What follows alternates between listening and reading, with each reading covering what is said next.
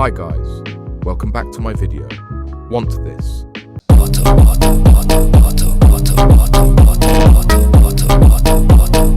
Let me show you how to do it. Open Alight Motion. Arrange your clips.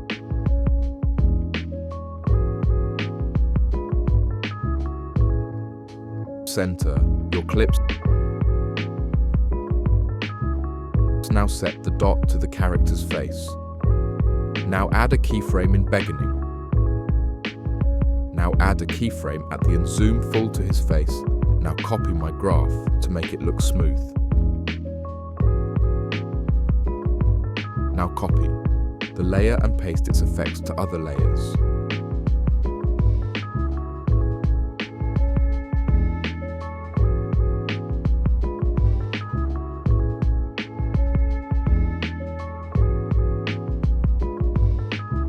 Now final check if anything is wrong now.